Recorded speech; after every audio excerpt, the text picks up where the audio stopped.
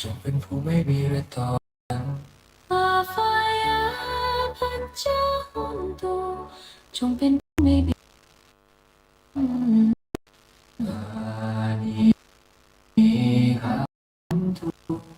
จงเป็นผู้ไม่มีทุกกายทุกใจสุขิตานังปริหารันตุจงมีความสุขกายสุขใจก่อนน้อมวัดพระพุทธรตราส่องทางปัญญานำพาคนไปรับรำค่าอ่านสดใสชโลมหัวใจไม่ไปลดลงพระสงฆ์ผู้ทรงศีลธรรมพระสงฆ์ผู้ทรงศีลธรรมมั่นคงดำรงทุนโต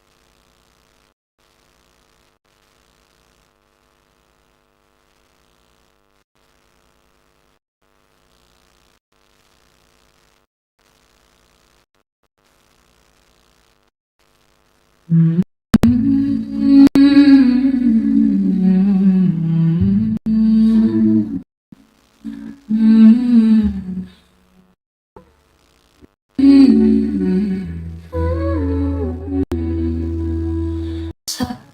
เพสัตตาสัตว์ทั้งหลายทั้งปวงสัตตาทั้งหลายทั้งปวง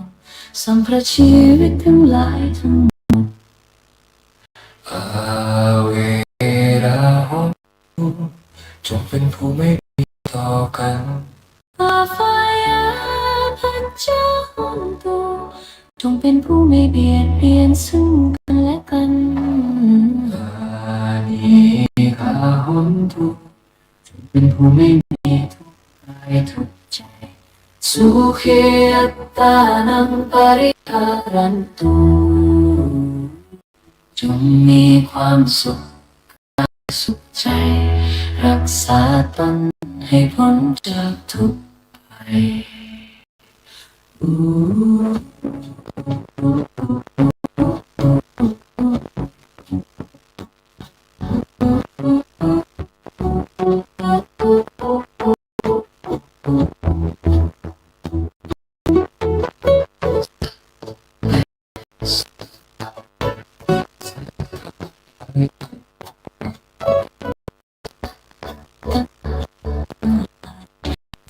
ชีวิต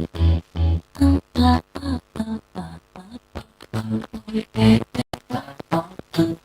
จะเป็นผู้ไม่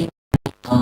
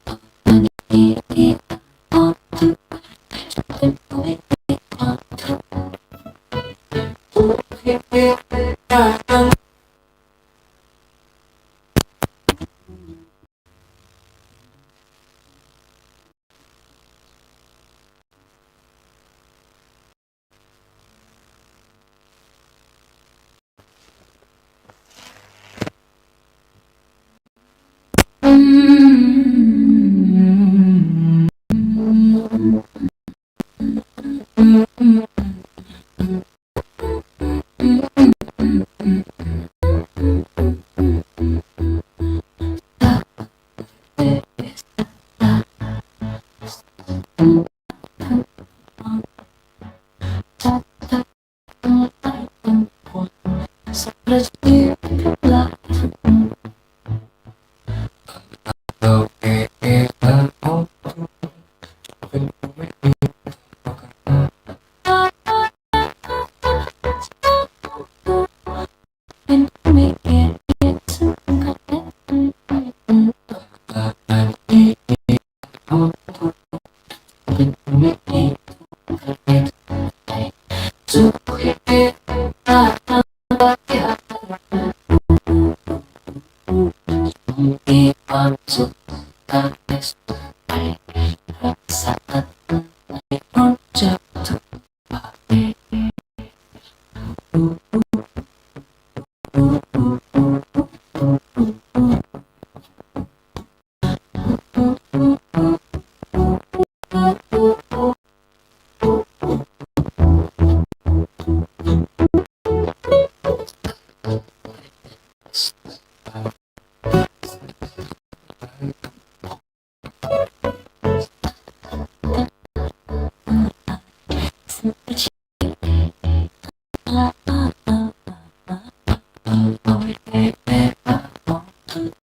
จะต้องไม่มีอะไรต่อ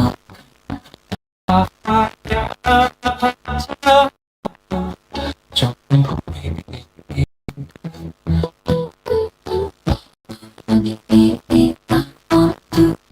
จะเป็นผู้ไม่มี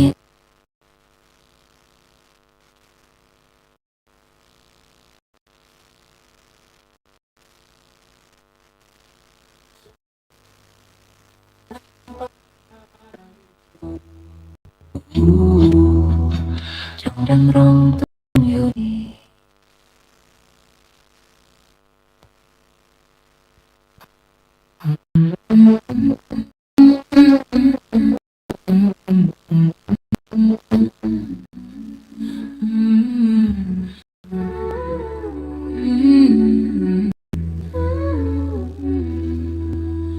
สัพ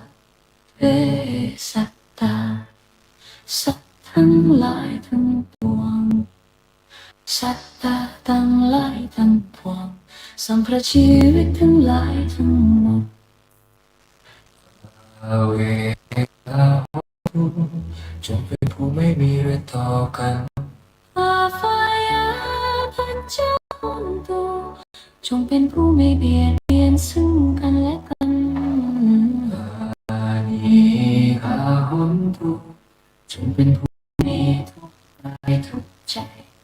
สุขีอัตตานังปริหารันตุจงมีความสุขกายสุขใจรักษาตนให้พ้นจากทุกภัย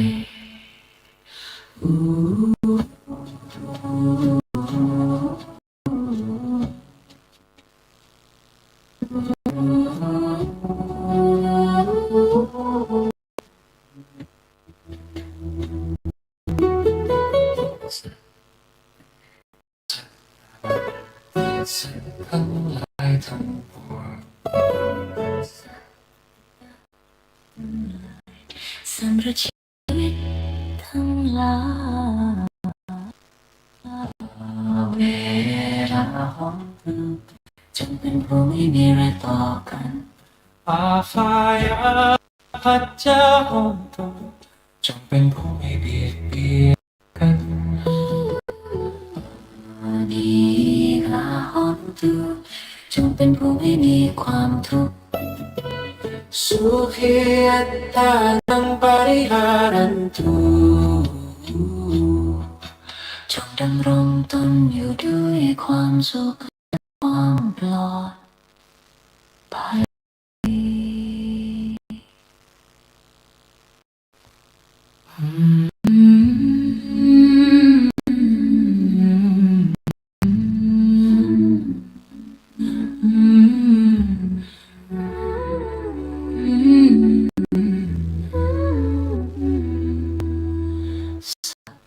เพสัตตาสัตว์ทั้งหลายทั้งปวงสัตตาทั้งหลายทั้งปวงสัมพระชีวิตทั้งหลายทั้งหมดเวลาหนตุ จงเป็นผู้ไม่มีเรื่องต่อกันอาฟายาพระเจ้าของตัวจงเป็นผู้ไม่เบียดเบียนซึ่งกันและกันอานิกาหนตุจงเป็นผู้ไม่มีทุกข์กายทุกข์ใจสุขีอัตตานังปริหารันตุจงมีความสุขกายสุขใจรักษาตนให้พ้นจากทุกภัย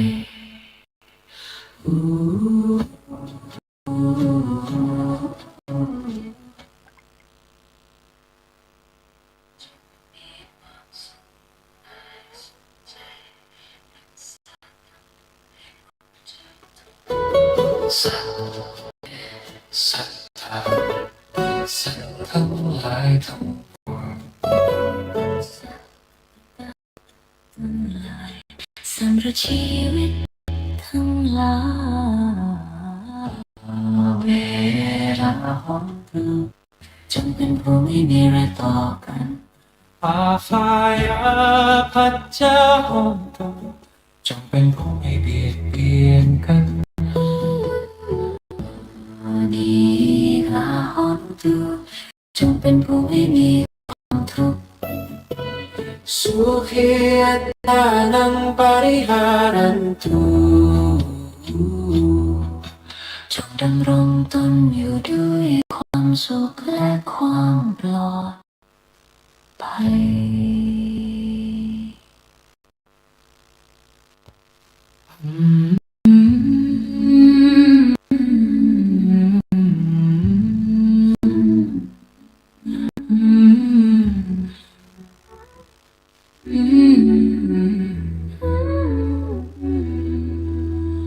สัพเพสัตตาสัตว์ทั้งหลายทั้งปวงสัตตาทั้งหลายทั้งปวงสัมพระชีวิตทั้งหลายทั้งหมดอาเวราหนตุจงเป็นผู้ไม่มีเรื่องต่อกันอาฟายาพัจจาหนตุจงเป็นผู้ไม่เบียดเบียนซึ่งกันและกันอานิกาหนตุจงเป็นผู้ไม่มีทุกข์กายทุกข์ใจสุขีอัตตานังปริหารันตุ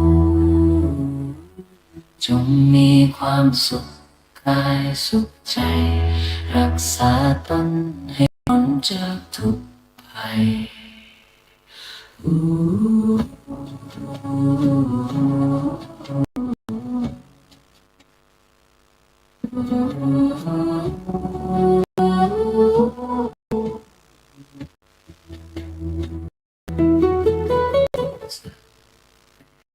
สัตว์ทั้งหลายทั้งปวงสำหรับชีวิตทั้งหลายเวลาหอมดูจงเป็นผู้ไม่มีอะไรต่อกันอาฟายาพัจจาหอมดูจงเป็นผู้เบียดเบียนกันดีกาหอมดูจงเป็นผู้ไม่มีความทุกข์สุขีอัตตานังปริหารันตุ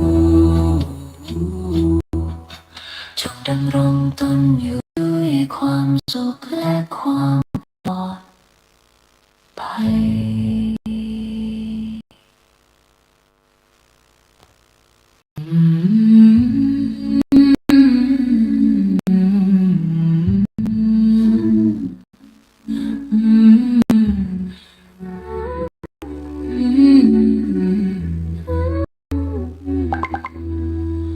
สัพ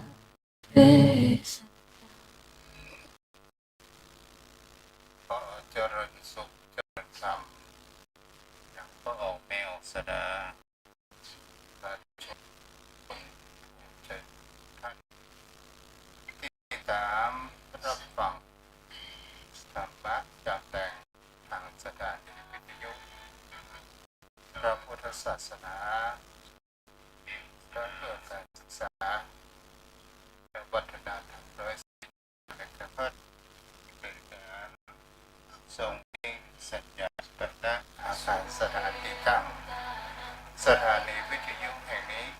วัดไผ่หินตำบลสุเทพอำเภอเมืองจังหวัดเชียงใหม่ได้รับความเมตตาธรรมจากอาจารย์พระสมุวิศวัตรวรกิจโยผู้อำนวยการสถานีวิทยุแห่งนี้มาด้วยดีตลอดวันนี้ก็เปิดอาการคุกคักเล็กน้อยท่านอาจารย์พระก็ได้ลิงก์ดูสัญญาณนาตอนนี้จะลองทดสอบเสียงซึ่งกับจุงพ่อจุงแม่ท่านฟังนี้ก็เป็นสิ่งที่ก็เกิดขึ้นในวิถีชีวิตของได้สิ่งบางอย่างศรัทธาญาติโยมทั้งหลายเราก็ไม่สามารถที่จะมุ่งว่าอะไรอย่างจะเกิดรายการวิทยุป้องแต่สามารถที่จะแก้ไขปัญหาโดยวิชาแห่งความรู้ได้เมื่อดังคำสอนของสมเด็จพระสัมมาสัมพุทธเจ้าถ้าเราจะได้เอามาใช้แก้ไขปัญหาในชีวิตประจำวันบุคคลเรานั้นส่วนมากจะแก้ไขปัญหาในภายนอกนั้นเป็นส่วนใหญ่สิ่งที่สำคัญนั้นก็คือการแก้ไขปัญหาในภายในจิตในใจของคนเราลำบากพอสมควรเพราะว่าอะไรกับหูสลายญาติโยม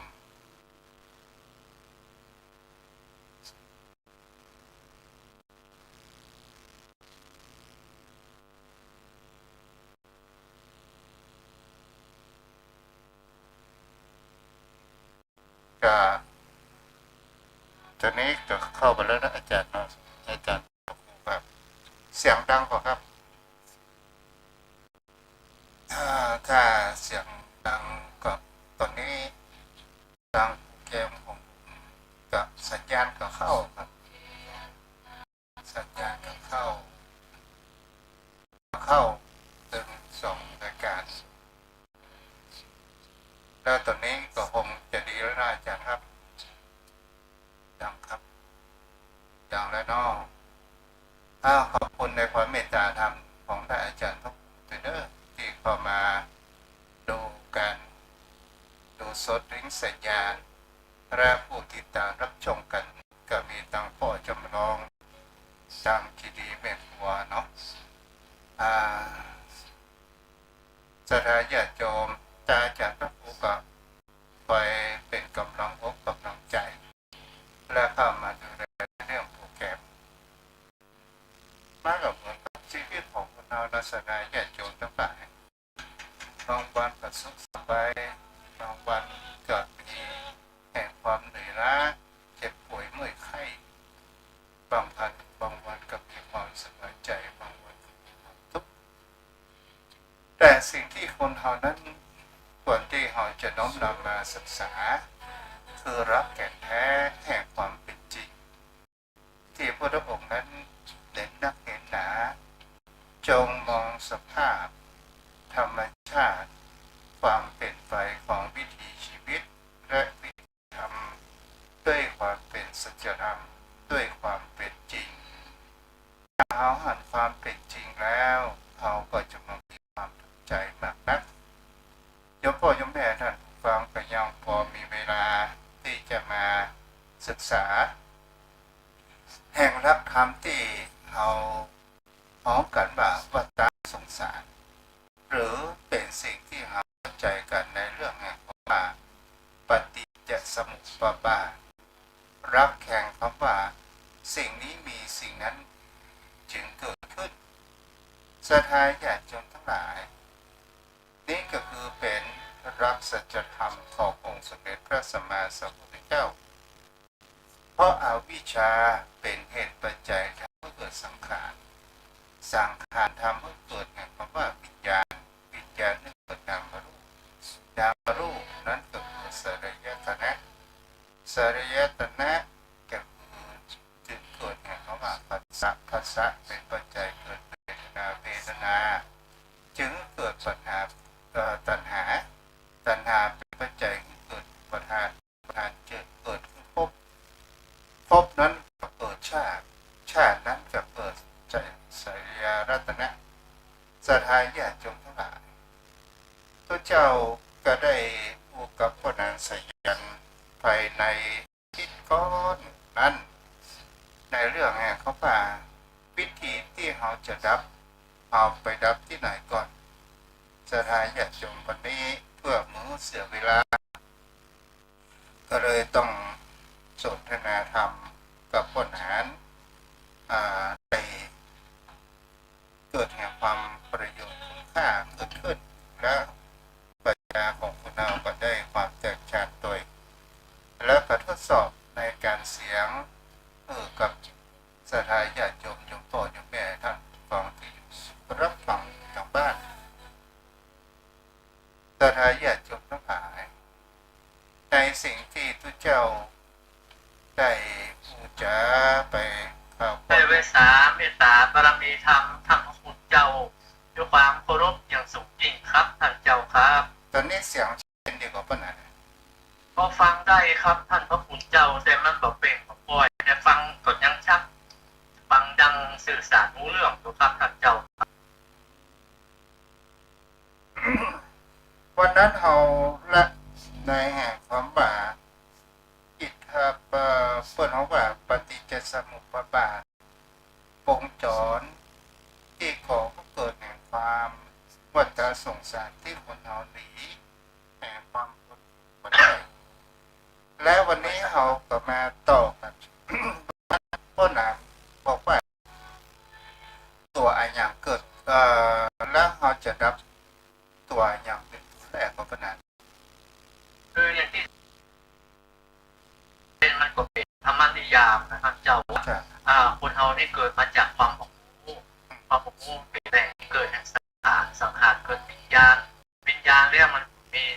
นามารูปนามารูปังแล้วจับสลาและปนะเรือยัตนาต่างหูนะครับแต่ว่า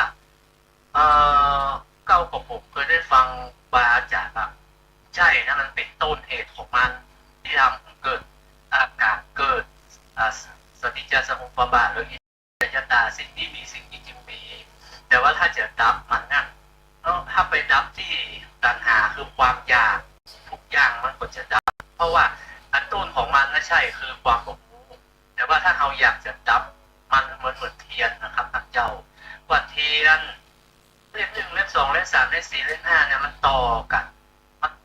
เล่มที่1ก็คือเล่มที่2มาจากเล่มที่1เล่มที่3ก็มาจากเล่มที่2ถ้าไปดับเล่มที่3เล่มที่4เล่มที่5เล่มที่6มันก็เกิดมันก็เป็นเพราะว่าเราไปดับต้นของมันแต่ว่าถ้าดับตัณหาคือความอยากนะมันมีคำว่าตัณหาวิภาวะตัณหาที่มันทำให้เกิดเพราะว่าสิ่งที่มันสร้างความเกิดเพื่อนตัณหานี่มันเหมือนยางเหนียวแล้วพีชะคือพืชเนี่ยมันเหมือนกับตัวของการกระทำพีชะจิตใจวิญญาณเนี่ยคือมันเล่นของพืชแล้วก็มันมีกรรมเป็นเนื้อนากรรมการกระทำนะมันเป็นเนื้อนาก็คือพื้นดินที่ทำให้เกิดพืชเกิดผลงอกเงยขึ้นมาดังนั้นถ้าดับตั้งแต่ตัณหากามตัณหาภวตัณหาวิภวตัณหามันนั้นมันก็จะปรับเกิดเพราะว่ามันประต่อเนื่องกันแต่ว่าท่านเจ้าว่าดับที่ความบอกมูลในยศสีอันนั้นก็ถูกครับก็อธิบายตามที่เอากับผมได้ฟังมาเพราะมันเป็นต้นของการเกิดคือสติจสมุปบาทเพราะว่าความวิชามันบอกมูลในหลักของอริยสัจสี่ทุกสมุทัยนิโรธมากแต่ถ้าเท่ามูลทุกคือกิจที่มันเกิดขึ้นมันสบายกายมันสบายใจความสัมผัสในคนที่ยากสมุทัยคือเหตุของมันที่ทำให้เกิดความสบายกายสบายใจความที่ทนได้ยากนี่คือเหตุของมันนิโรธคือการดับทุกอย่างแต่ว่ามันมีวิธีของมันคือมรรคอริยมรรค8ในวิธีการดับของมันไว้สาครับท่านเจ้าครับ คือ ที่ตามที่ความเข้าใจของพระนางก็ดีของเราก็ดี นั้นเราก็ไม่ได้ค้นคว้าอย่างแท้จริงทุกเจ้าก็ได้ลงไปศึกษาในตำรับตำราเปิ้นก็มีแห่เพราะว่าสิ่งที่คนเราจะต้องกระทำก่อนที่มันเป็นตัวต้นเหตุตามวิชานั้นก็คือคำว่าพัฒเปิ้นเขาว่าพัฒษะเราจะต้องเอาตัวนี้ก่อนเพราะว่าตัวพัฒษะก็คือตัวผลกระทบก็คือปฏิฆะหรือว่าตัวสิ่งที่มันมีความสัมพันธ์กับนั้นเนาะครับไวสาครับมันมีการสัมพันธ์แล้วมันมีการเวทนานะครับเจ้าแล้วมันก็เวทนาแล้วมันก็มีตัณหาแล้วก็มีอุปทานมันก็ต่อเนื่องกันครับไวสาครับท่านเจ้าครับก็แล้วเขาก็ดูว่าเขาจะทำอะไรอย่างก็ตามมันก็จะต้องมีอุปกรณ์มันก็จะต้องมีเครื่องมือไวสาครับถ้าเราทำอาหารการกินเราก็จะต้องปรุงรสเราก็จะต้องมีเครื่องมือของที่ครบใช่ครับไวสาครับถ้าเราไม่มีครบมันก็ต้องมีเครื่องปั่นอย่างนี้เป็นต้นแต่อุปกรณ์ในการที่เราจะตัวภาษาเป็นหัวต้นเรื่องเป็นหัวต้นเหตุเราจะต้องมี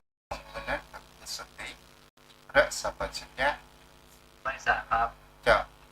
เนี่ยก็คือเป็นสิ่งที่เราสามารถเป็นจุดตัดวงจรทุกในชีวิตประจำวันนั้นได้ภาษานี่มันก็เกิดรับรู้ต่างๆชีวิตใจที่เราพระองค์บอกว่าเราจะกำจัดได้ก็คือการสี่สังวรสำรวมคือการสำรวมตามจุดเล็กไก่เราเนี่ย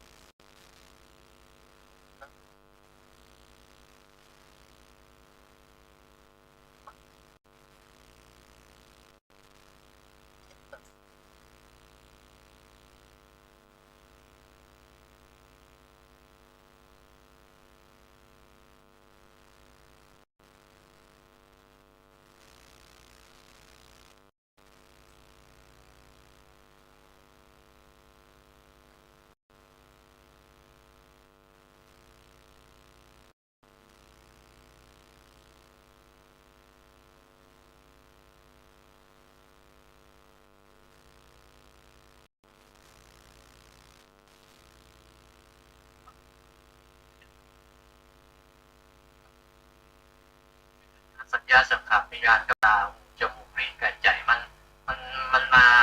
สัมพันธ์กันแล้วมันมาปรุงแต่งครับไวสาครับเจ้าครับแต่มันมาปรุงแต่งอย่างเช่นได้ยินเสียงอย่างกับวันนี้วันนี้เสียงพระเจ้าป่วยเท่าใดอย่างพวกนั้นได้บอกได้ส่งสื่อสัญญาณบอกว่าเสียงฟังได้แต่บ่ชัดเจนพระเจ้าก็มีความคิดอยู่ในจิตในใจว่าเอาเครื่องเอาเป็นจะได้แก่หรือบางคอมพิวเตอร์เอาเป็นจะได้แก่จากจุดแห่งคำว่าเราจะบรรยายธรรมมันก็ชุดกระชากจิตของเรานั้นไปได้แห่งความวิตกกังวลขึ้นว่าเสียงนี้คงจะไปถึงกับสถานญาติโยมกันอย่างที่ทุกคนในของพระนางครับไวสาเป็นเช่นนั้นครับท่านพระพุทธเจ้าเพราะว่าเราได้ยินเสียงจากการโทรศัพท์เราได้ยินเสียงออกจากการวิทยุสถานญาติโยมถ้าว่ามันมีไฟส่งสัญญาณถ้ามาบางทีท่านอาจารย์พระครูเข้ามาดูลิงก์มันก็เอาแล้วมาเอาสามารถที่จะได้ว่าเสียงของเรานั้นออกไปแล้วเป็นจะได้เล่าแล้วบางครั้งบางคราวเสียงมันเกิดมามีความต่อเนื่องวิถีข้าง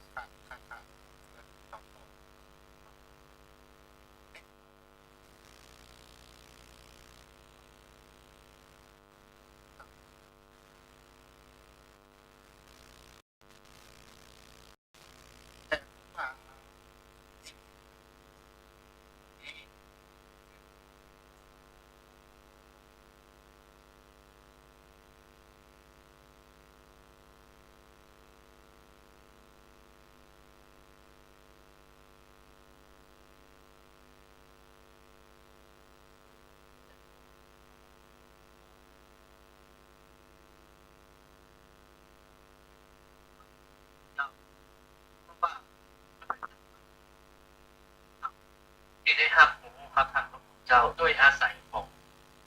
ตาจมูกลิ้นกายใจและรูปเสียงกลิ่นรสพุทธะธรรมารมณ์แต่ถ้าอริยะเจ้าเปิดก็คงเหมือนท่านเจ้าว่านะได้เห็นสักแต่ได้เห็นได้ยินสักแต่ได้ยินแต่สำหรับปุถุชนธรรมดามันจิตมันได้ปรุงแต่งไปแล้วโดยอำนาจของภาษามุสลิมที่ท่านเจ้าได้อธิบายไว้ครับท่านเจ้าครับ แต่เขาก็ยังเอามารู้ในวิธีแห่งการที่เขาจะรับวงจรนี้ตามที่รับธรรมของพระพุทธองค์ได้ตรัสไว้สองพันเขาจะต้องศึกษาและอย่า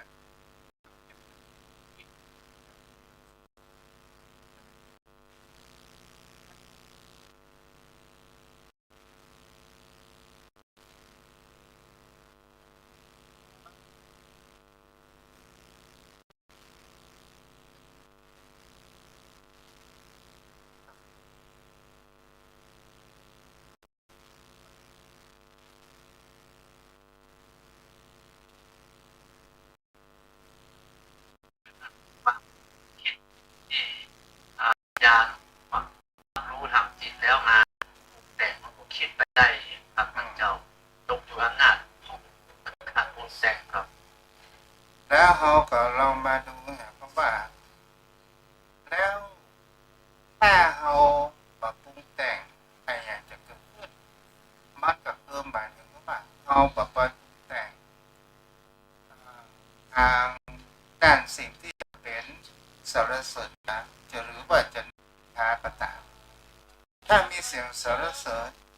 เขาก็บรรลุไปถ้ามีเสียงนินทาเขาบอกไว้มันก็ประเกิดแห่งความทุกข์และความสุขใดๆเราก็ได้ต้อง ครับยังได้รับรู้แต่บ่ได้ยึดติดในสิ่งนั้นครับคือเหมือนประมาณเหมือนที่พระสารีบุตรได้กล่าวไว้ครับเหมือนแผ่นดินเหมือนน้ำเหมือนผ้าเช็ดผ้าขี้ริ้วเช็ดมือคือแผ่นดินนะ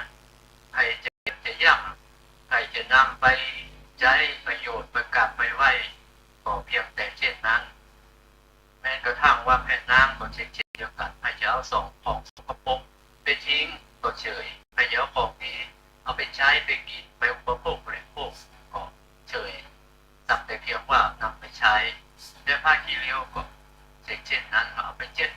ของสะอาดเช็ดแล้วเช็ดเล่าแล้วนั่นก็คือคุณค่าของผ้าขี้ริ้วครับทางอริยะเจ้าพระยาบุคคลได้มาพึ่งตัวเป็นนั้น แล้วก็ เราก็ไม่ทราบครับท่านเจ้า แล้วก็เป็นสิ่งที่เราจะได้ว่าพุทธองค์ได้ตรัสบอกว่าถ้าอุบาจารย์คนบอกว่าถ้าว่าเรานำ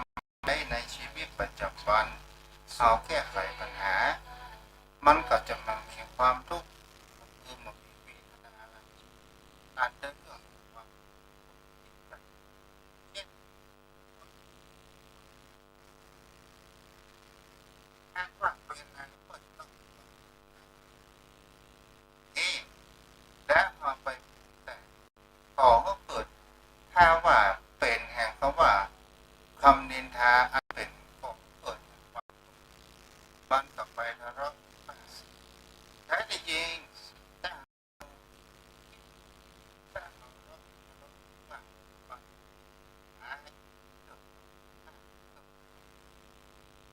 ต่างๆนานาขึ้นแต่มันต้องมีแห่งเพราะว่าความสร้างสรรค์ถ้าเรามีสติสัมปชัญญะที่เป็นมือและอุปกรณ์ในการที่เรามีสัมพันตาสุนทรแปรสัมพันธ์ใจแต่แห่งความวิถีชีวิตของชนธรรมดาบางครั้งบางคราวเราพูดแต่งมันก็ได้เพราะว่า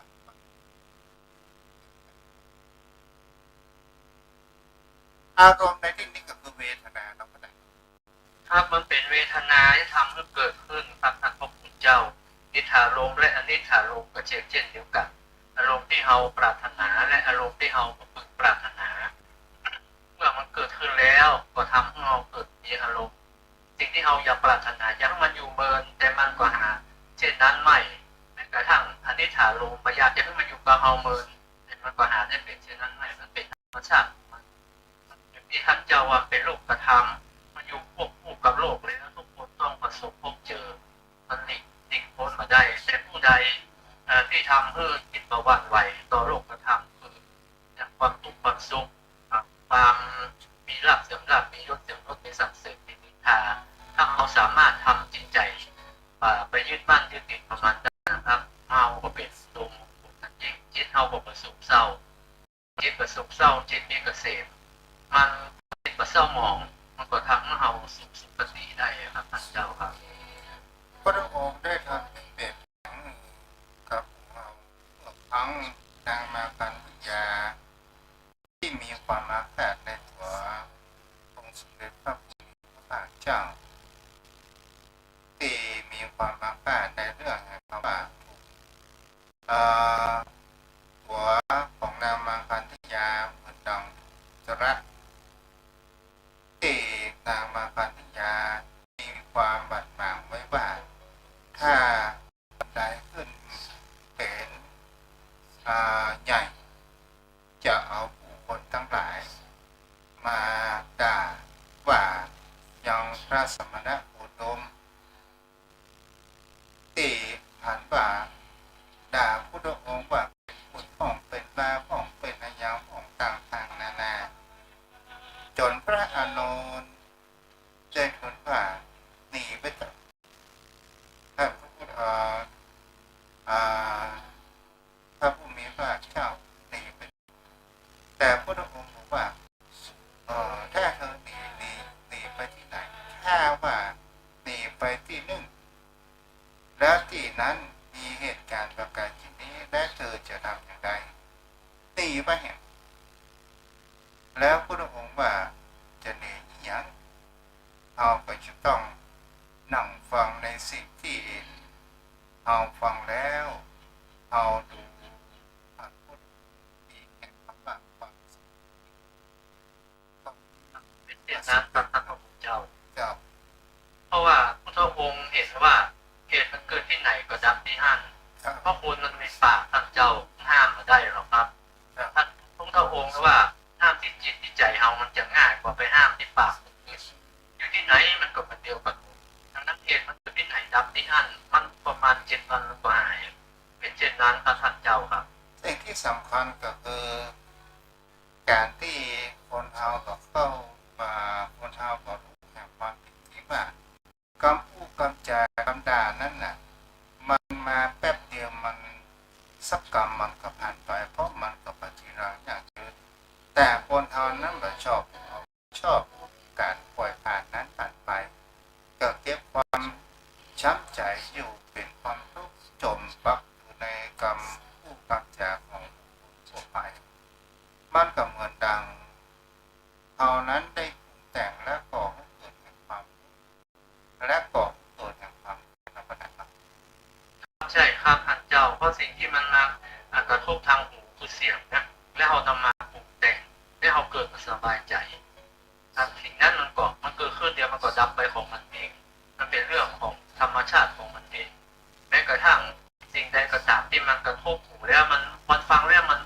ปวดใจแต่มันก็ไปอยู่กับเราเมินจากทางไปมันก็เป็นของมันเช่นนั้นเองครับ ทุกสิ่งทุกอย่างมันมีความที่รังและอย่างยืน ไม่สา ก็ มารถ ลองดูสังเกตและพิจารณาว่าความงามกับมันมีความที่รังอย่างยืนใบของคนเรากับมันมีความที่รังอย่างยืนแม้กระทั่งเรื่องสุขภาพร่างกายของคนเรากับมันมีความที่รังอย่างยืนร่างกายก็ ไม่สามครับท่านเจ้า ปัญหาบ้านมันเลยเจ้า ว่าทุกอย่างมันตั้งอยู่ในกฎของพระไตรลักษณ์อนิจจังทุกขังอนัตตาเป็นธรรมชาติของมันเป็นเช่นนั้นเองเราก็สามารถที่จะทำให้มันคงที่ได้เกิดขึ้นตั้งอยู่แล้วมันต้องดับไปในเฮาหูเท่าหูตันและเฮาบักคิดตามบักปรุงแต่งไปตามเฮาก็อยู่กับธรรมชาติที่เกิดขึ้นได้อย่างที่ท่านเจ้าว่าความแก่ความเจ็บความแก่ความตายนะครับท่านเจ้าไปกับ รารถนาทุกคนแต่มันก็ต้องเกิดขึ้นแต่ถ้าเอารู้เท่ารู้ทันนะเอาไปอยู่กับมันได้ครับแก่ก็อยู่ได้พอเจ็บก็ทนพอทนได้เจ็บที่กายบางเรื่องมันเข้ามาทั้งสองทางคือทางใจพอที่เจ็บที่กายใจเอาพอสุขสบายเย็นใสเอาก็ห้ามได้แม้กระทั่งความตายความสิ้นของสังขารมันก็เป็นเรื่องธรรมชาติมันถึงการเวลาของมันก็เป็นของมันเองเข้าไว้สาครับ ถ้าเรามีสติเจริญมรณานุสติอยู่เสมอว่าเราจะต้องตายสักวันหนึ่งภายใน7 วันข้างหน้าในภายใน7 วันที่จะอังคารพุธพฤหัสศุกร์เสาร์เนี่ยมันต้องมีวันใดวันหนึ่งแต่เป็นสิ่งที่เรานึกอย่างนี้เนี่ยที่พระองค์บอกว่าเจริญมรณานุสติทุกลมหายใจตามหมายถึงเขาว่า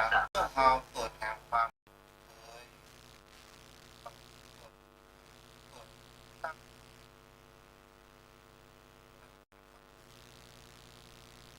ตั้งอยู่ในความไม่ประมาท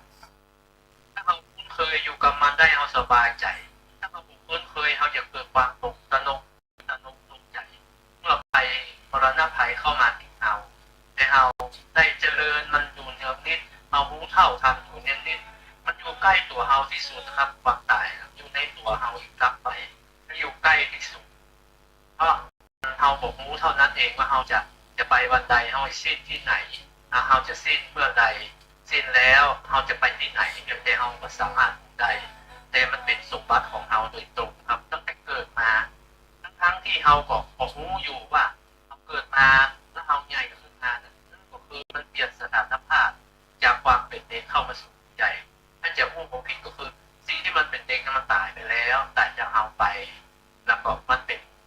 ผู้ใหญ่เข้ามาแทนที่เมื่อเราเป็นผู้ใหญ่มาเราก็เข้าสู่ความชราภาพกฎหมายความว่าความเป็นหนุ่มเรานั้นมันหายมัน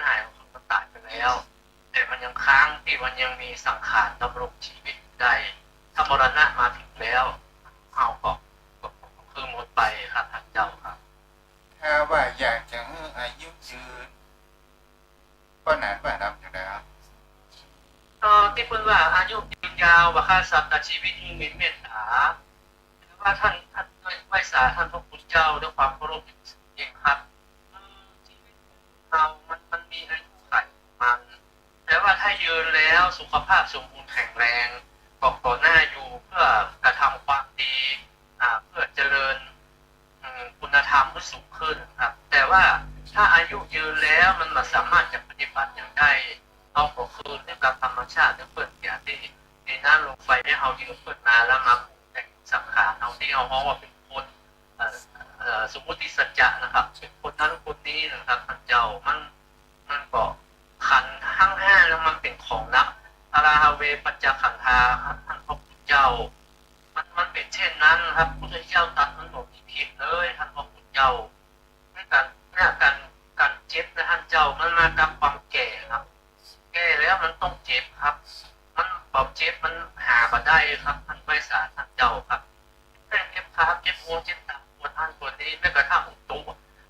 อากาศนะท่านเจ้าแล้วมันร้อนแก่ๆมันบอกได้ไม่ใหญ่ที่สุดแม้การกินก็เช่นเดียวกันท่านเจ้าคืออาหารนะครับก็กระลิงกระลาอาหารขับเข้านะครับเอาแก่เข้ามาแล้วเขาจะกินเปิดตุ้มๆมันมาได้แล้วครับท่านเจ้ามันเปลี่ยนแปลงไฟในท้องธาตุของเขามันเป็นปกติดังนั้นเราต้องรู้เท่ารู้ทันต้องกินต้องรู้จักประมาณโภชเนกัมมตัญญาเขาจะไปเอาปากว่าได้ท่านเจ้ามันเป็นทุกขเวทนาที่หลังครับท่านเจ้าไว้สาครับจะสิ่งที่จะทำให้ ร่างกายของคนเรามันมีความสดใสคนเราว่าอย่างที่มีภาษาหมอว่าทุกสิ่งทุกอย่างมันต้องงามภายในออกมาสู่ภายนอกนั่นก็หมายถึงว่าที่คนไหนได้ทำงานความนั้นก็เป็นสิ่งที่ถูกต้องสิ่งแห่งประการหนึ่งนั่นก็คือการที่คนเรานั้นมีความยึดมั่นในคำพูดคำจายึดมั่นในรูปยึดมั่นในวัยต่างๆนานาเหล่านี้มันก็ก่อเกิดอย่าง เสร็จก็ยอมรับความเป็นจริงมันก็เลยก็ ต้องยึดติดมากกว่านะครับเจ้าครับ จะ ไปยึดติดกับรูปเสียงกลิ่นรสโผฏฐัพพธรรมารมณ์เขาไปยึดมั่นผิดมั่นในความงามในร่างกายครับท่านพระพุทธเจ้า จะ แต่ว่าการละเวลาที่มันผ่านพ้นไปชั่วคืนชั่ววันเนี่ยมันเอาความหนุ่มของเราไปแล้วมันก็เอาความแก่เอาประมาณทดแทนคนแก่ถ้าท่านเจ้ามันมีคุณธรรมมีคุณงามความดีที่ปลูกไว้สภาพร่างกายทุกอย่างท่านเจ้ามันงดงามเลยท่านเจ้ามันมีมาเป็นอย่างหน้าตาตุกกะหัวผมขนเล็บฟันหนังมันวยธรรมาสังขาราทั้งนั้นท่านเจ้ายังแต่เราไปหลอกตุกเก่าก็ได้เราจริงๆมันซ่อนไว้ทำไงครับอย่างไม่ได้ใส่ฟันปลอมว่าย้อมผมก็ดีนะเจ็บแข้งเจ็บขานะท่านเจ้าครับมันเป็นเรื่องของสภาพสัจธรรมจริงๆครับไว้สาท่านเจ้าครับ ก็เป็นสิ่งที่ถูกต้องถ้าเรายอมรับแห่งความเป็นจริงและเราเข้าใจมันและมันก็จะทำจิตใจและก็ยอมรับแห่งความเป็นไปและก็ขอให้เกิดแห่งความปล่อยวางก็คือในสิ่งที่คนเราจะหันได้ว่าบางครั้งบางคราวเนี่ยเขาชอบฝ่าแห่งเขาว่าคุณของธรรมชาติเราก็ได้เนาะ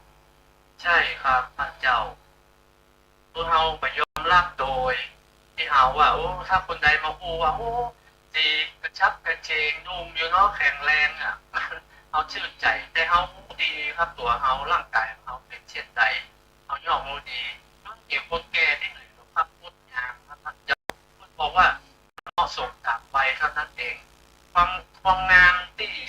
มันไปกระทบกับตาท่านเจ้าวิญญาณที่มันมากระทบอยู่ในช่วงวัยหนุ่มเท่านั้นเองครับท่านพระพุทธเจ้าวัยสาครับก็คือเลขสี่เลขห้าเลขหกไปแล้วรวยลาครับท่านพระพุทธเจ้าคงไม่ครับ ที่ เป็นต่างกัน ที่ในที่นี้พวกมาเรื่องรับปฏิจจสมุปบาทนั้นก็คือแบบเรื่องคำว่าภาษาของเวทนาของตัณหาของอุปาทแต่อุปกรณ์เครื่องมือที่เราจะกระทำก็คือสติสัมปชัญญะนั้นก็คือถ้าเราฝึกสติจิตใจของเรามีสติสม่ำเสมอในการประพฤติปฏิบัติในการที่เรานั้นได้สำรวมกายวาจาที่เรียกว่าอินทรีย์สังวรนั้นก็คือการบริสิทธิ์นั่นเองเนาะ ใช่ครับท่านเจ้าครับ ถ้าเอา ถ้าเอาท่านผู้ทานต้องทานผู้ทานด้วยสติสัมปชัญญะที่เขามีอยู่ไว้สาครับท่านเจ้า เพราะว่าสิ่งที่บางอย่างเนี่ยสิ่งที่มันจะแปลงเอาชุดลงทางที่เขาว่าอวิชชา ครับพระองค์ท่านพระพุทธเจ้า การพงสารตั้งต้นแห่งความทุกข์นะ สารตั้งต้นแห่งทุกข์หรืออย่างครับท่านเจ้าสภาพที่ทุนได้เนี่ยความไม่สบายกายไม่สบาย การตั้งต้นนะค ใจ รับ คือเหตุของการเกิดทุกข์คือสังขารครับ แม้การเกิดก็เป็นทุกข์ความแก่ก็เป็นทุกข์ความเจ็บก็เป็นทุกข์ความตายก็เป็นทุกข์มันมีเกิดขึ้นทำให้เราทุกข์ครับท่านพระพุทธเจ้าคือพระอริยบุคคลเปิ้นหัวเกิดเพราะเปิ้นจะต้องมาทุกข์กับปัจจัยพระราเวปัจจัยด้วยครับแต่สามัญชนของเราด้วยสาธุความครับเอาความตายแต่เอาความเกิดทั้งที่เหตุของมันมาที่เกิดต้นเหตุของมันนะครับไว้สาพระท่านเจ้าขอรัตนาท่านได้ขยายความเพิ่มเติมชัดเจนพระท่านเจ้า สารตั้งต้นมันที่มันทำความเป็นชีวิต ความโลภปัญหาสามเงานั่นแหละครับเจ้า จ้าโลภก็โลภนะครับ จากสารตั้งต้นนั่นก็คือความโลภมันมาจากไหนมันก็มาในภาษาที่ทางคำว่าเจตสิกเจตสิกก็คือตัวขันธ์ห้าในฝ่ายนามธรรมคือเวทนาสัญญาสังขารวิญญาณแต่จิตของเราเนี่ยที่เขาว่ามันเป็นประภัสสรหมายถึงเขาว่าจิตของเราเนี่ยเหมือนกับเป็นตัวตุ๊กตาหรือว่าเหมือนดังน้ำในแก้วน้ำใสๆถ้าเอาน้ำสีไปใส่ทีละหยดทีละหยดสีขาวสีแดงสีแล้วเราก็จะมาความจริงเป็นตัวแห่งน้ำเราจะอ่านน้ำเป็นสีเป็นเสียพวกน้องว่าเป็นกระบวนการของเจตสิกเกิดขึ้นจิตของเราโดนจับตาไป